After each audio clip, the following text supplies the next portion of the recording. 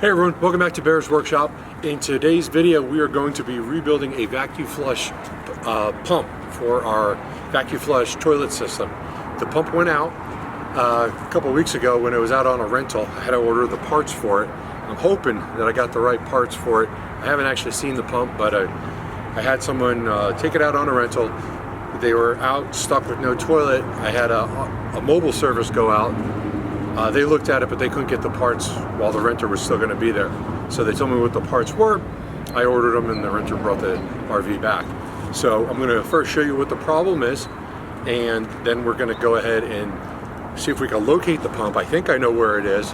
It's behind some access panels in the under storage. So we're going to take those off. We're going to see if we need to dump the RV first. Not sure if we do. I'm hoping not, because I just want to get this pump replaced first. So let's go ahead and take a look and see what the problem is. Okay, so the problem that we're having is this is a VacuFlush system, just like on an airplane, where you hit the flush and it goes whoosh, it sucks everything down. So the problem is we're turning on the switch right here, which is what you're supposed to do. See, the red light means that the vacuum is not ready. We've got water in the bowl.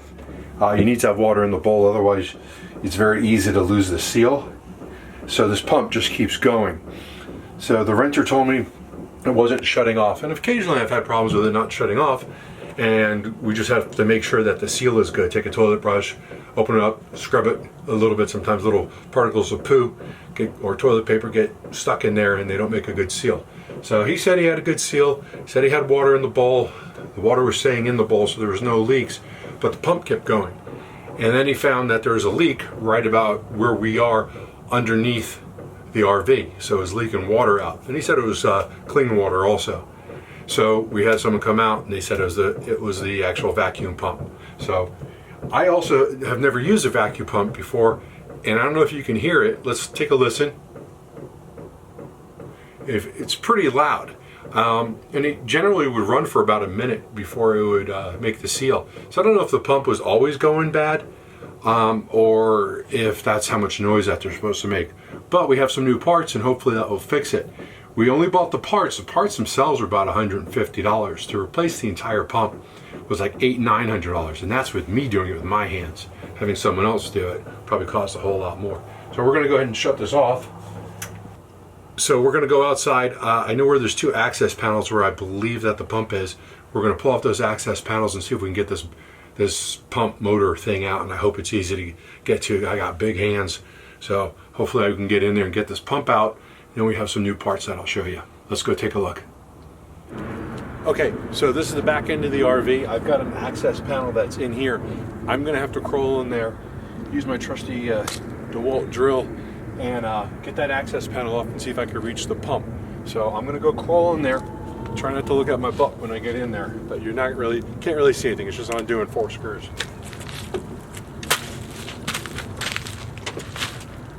Okay, so there's the holding tank.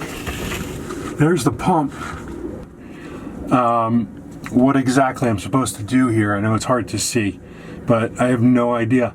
So we're going to just maybe take out the pump and see what we got to do, and then we'll work on it on the outside. I do have another access cover, so I think I'm going to take off. It might give me some more light in there. Okay, so here is the other side of the pump. You can see that it's sitting there. Looks like some water or something came out of there. So we're going to figure out how exactly to pull that out, and then we've got some internal parts for it, I hope. It's real hard to see if I got the right thing, because the parts I have don't look like they might fit in there, but we'll see. Okay, so here's our pump.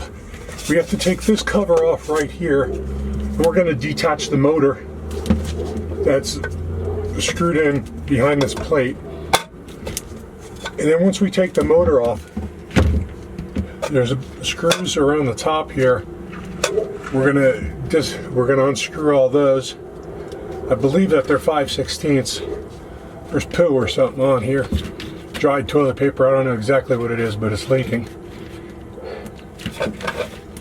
Then we're going to go ahead and pull out our parts and put in our replacement one. We're not going to be doing the duckbill valves today. They go in here and in here. I only bought 2 of them. I didn't realize I need 4. So we're gonna do that on another video. But this is what our goal is. Get this cover off. I got a different kind of screwdriver so I can see if I can possibly get my hands in here. The access is not great. It's actually pretty bad, but it could be worse. I suppose I can reach it somehow. So we're gonna have a little bit of a struggle. I'm not left-handed, but we're trying. Maybe a little screwdriver. Well, let's give this a try. Once or twice. No. It went into a hole. Okay. So, anyway, we'll get a little screwdriver. We'll get this off. And then I believe that there's going to be 4 screws in here holding this motor on and the screw in the center. We'll take that off, get that out of the way. So, that's goal number 1. I don't think you want to see me crying getting this out, so we won't film all of it, but you get the general idea of where you got to start. Alright, so the screws are really small, very small head, you know, smaller than a number 2, so I had to find a screwdriver that was really short with a small head on it, because what was in here was too big. And of course, right away I dropped one of those small screws, and I don't know, I didn't even hear it fall. Might be down here, might be in here. Hope it didn't fall in there. But I'll grab the magnet and see if I can fish it out of wherever it might have fallen. But next step is see if we can bring the camera around. In here, there are going to be some bolts holding this motor. Here's one where my finger is. There's another one in the top corner. There should be 4 of them. And they're holding this motor onto it. So we're going to go get something to pull those off with and get the motor dislodged. So that's the next step. Okay, so we've gotten our pieces out. This was the old piece. This was attached to this, and this was on top of this with the motor on the back.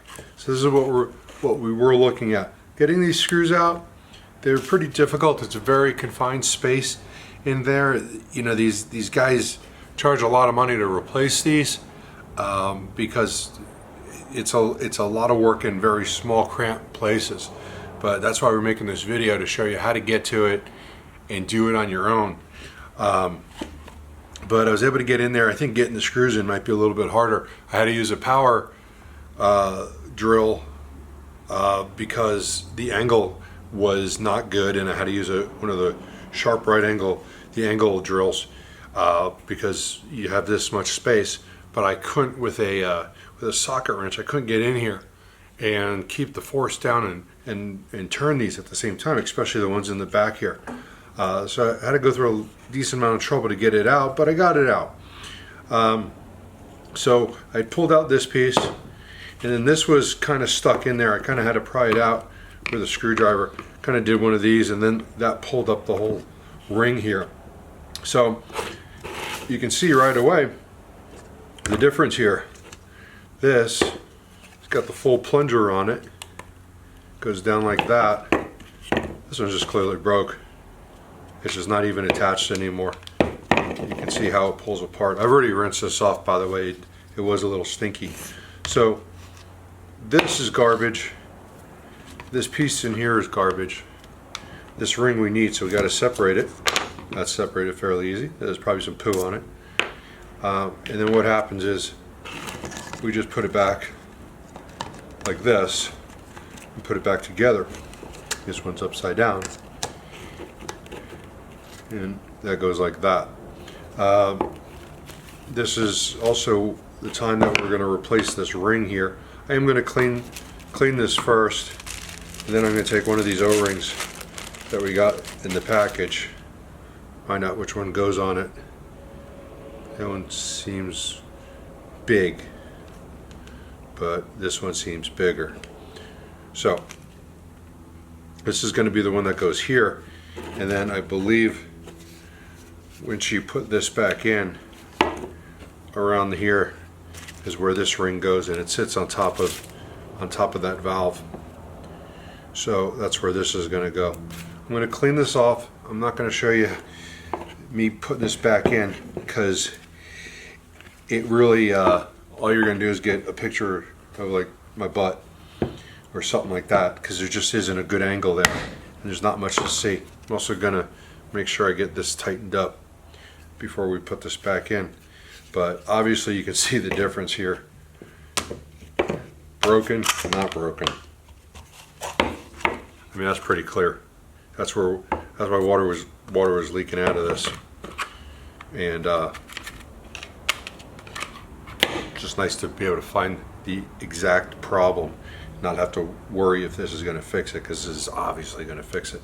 So clean this off and get that ring off, poo-poo ring. I'll clean this and get this on, and we'll get it back together and we'll see how it works. So we need to get the 4 screws on it to go around it on each corner. You see one around the inside corner. And then this one goes in right in the center of the motor. Flush the toilet.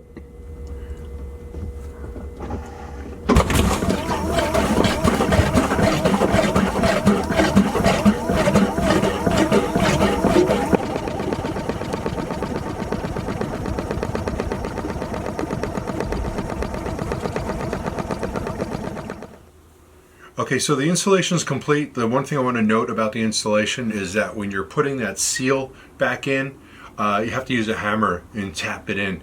You're not going to be able to just push it back in. So we just took a little hammer, we tapped around, and then that got the seal back in. That ring is what I'm talking about. Otherwise, you're not going to be able to push it back in. So you saw that the toilet turned on the pump, and then the pump stopped when it was done. It went for however many cycles it needed to, and now we have vacuum in the system. You can see over here by the toilet, we've got the green light on, and all we need to do is flush again. It'll make the whooshing noise, and then it's going to fill back up. It takes about a minute or so to gain the pressure, and then the green light will come back on. So everything is good to go on this. Okay, so I think that summarized how to replace the piece that we did in the VacuFlush. Everything went well. It was a lot of tight spaces, but we fixed the problem, which probably would have cost $1,000 or more if we brought it in. They probably would have said, oh, you're going to need to replace the entire pump, and that would have been $800 and some odd dollars for the pump, and then plus the labor. So we saved a lot of money. I think this is something that most people can do themselves as long as you have access and little ET like fingers where you can just kind of reach in and get things, or find someone who's small. So thanks for watching. I hope you enjoyed the video. I hope it was helpful. Please hit that like button and subscribe, and thanks for supporting us. We'll see you next time.